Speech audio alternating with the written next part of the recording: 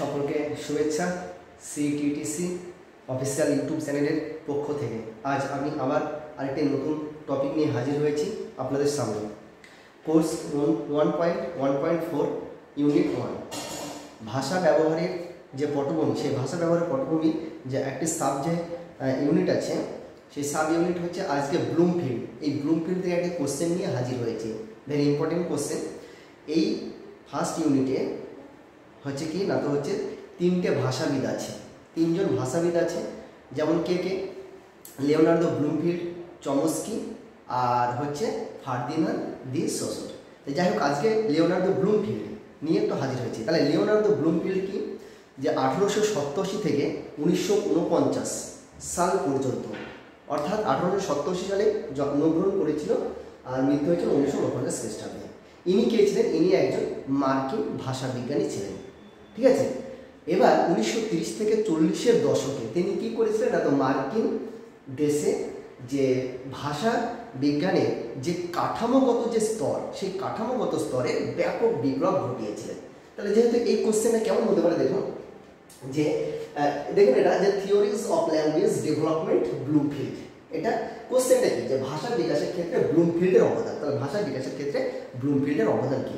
তাহলে যেহেতু আগে বলেছি যে কাঠামোগত, মানে ভাষা বিজ্ঞানের ক্ষেত্রে বা ভাষা ব্যাকরণের ক্ষেত্রে বা বিজ্ঞানের ক্ষেত্রে যে তিনি কাঠামোগত স্তরটাকে তিনি হচ্ছে কি করেছিলেন না, তো হচ্ছে বিচার বিশ্লেষণ করেছিলেন, সেই সম্পর্কে একটু জেনে নেব। তো দেখুন যে এখানে বলেছে যে আচরণবাদের ভিত্তিতে, তার মানে কি, যে তার যে গঠন শৈলী বা তার যে কাঠামোগত যে স্তর, ভাষা বিজ্ঞানের ক্ষেত্রে তার যে কাঠামোগত স্তর, সেটা হচ্ছে কি না, তো হচ্ছে আচরণবাদের ওপর তিনি হচ্ছে প্রতিষ্ঠা করতে চেয়েছিলেন।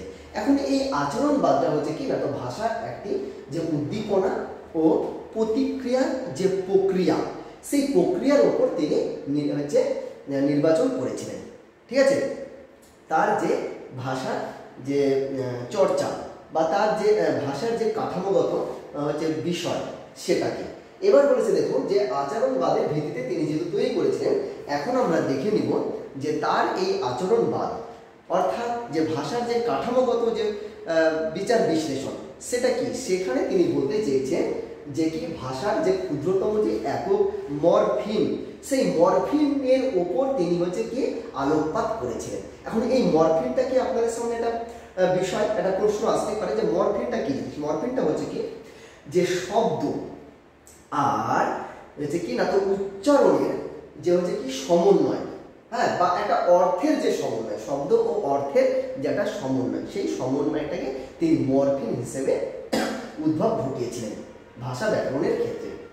এবার বলেছে যে তার যে এই হচ্ছে যে ভাষার বিকাশের ক্ষেত্রে যে তার যে অবদান বা তার যে কয়েকটি যে বৈশিষ্ট্য তিনি তুলে ধরেছিলেন, সেটা কি, ফার্স্ট হচ্ছে আচরণবাদ, তারপরে তিনি তুলে ধরেছিলেন যে গঠনগত বিশ্লেষণ, তারপরে তিনি তুলে ধরেছিলেন যে মরফিম, তারপরে তিনি তুলে ধরেছিলেন যে ভাষাগত কাঠামো। এখন একটু দেখে নিন যে আচরণবাদ, এই আচরণবাদটা কি জিনিস। আগে বলা হয়েছিল যে আচরণবাদের উপর তিনি তার যে হচ্ছে যে কাঠামোগত, মানে ভাষা বিজ্ঞানের যে কাঠামোগত যে স্তরটা, সেটা উদ্ভাবন ঘটিয়েছিলেন। আচরণবাদ, এই আচরণবাদটা হলো উদ্দীপনা ও প্রতিক্রিয়া। তাহলে এটা মনে রাখতেন যে উদ্দীপনা ও প্রতিক্রিয়াই হলো আচরণবাদ। এই আচরণবাদের উপরেই তিনি নির্মাণ করিয়েছিলেন। এবার নেক্সট দেখুন যে গঠনগত বিশ্লেষণ। এবার এই গঠনগত বিশ্লেষণটা কি? তাহলে গঠনগত বিশ্লেষণটা হলো প্রথমত ধ্বনি, তারপরে শব্দ, তারপরে বাক্য, তারপরে অর্থ। এইভাবে তিনি একের পর এক স্তরে স্তরে তিনি কি করেছিলেন না, তো ভাষার গঠনগত কাঠামোটাকে বিচার বিশ্লেষণ করেছিলেন। এইবার দেখো যে মরফিম, এবার মরফিমটা কি একটু ভূমিকাতে বলে দিয়েছিলেন যে মরফিমটা হলো শব্দ ও অর্থের সমন্বয়ে তৈরি একটি বিষয়, যেটা ক্ষুদ্রতম একক ভাষা যে বিজ্ঞানের ক্ষেত্রে। এবার নেক্সট বলেছে দেখুন যে ভাষাগত কাঠামো। ভাষাগত কাঠামো, এই ভাষাগত কাঠামোটা কি না, তো ভাষাগত কাঠামোটাই হচ্ছে বিচার বিশ্লেষণাত্মক পদ্ধতি। এই পদ্ধতিতে তিনি কি করেছিলেন না, তো হচ্ছে ভাষাগত কাঠামোটাকে তিনি তুলে ধরেছিলেন। ঠিক আছে, এই হচ্ছে তার বিষয়, কোথায় না, তো হচ্ছে তার কোশ্চেনটা কি ছিল, সেই অনুযায়ী আমরা কিন্তু উত্তরটা কমপ্লিট করলাম। আগে বলেছি বেশি উত্তর লেখার প্রয়োজন নেই, জাস্ট যতটুকু অ্যান্সার ততটুকুর মধ্যে। ওকে, আজকে আমি এই পর্যন্ত, পরবর্তী স্তরে আবার দেখা হচ্ছে।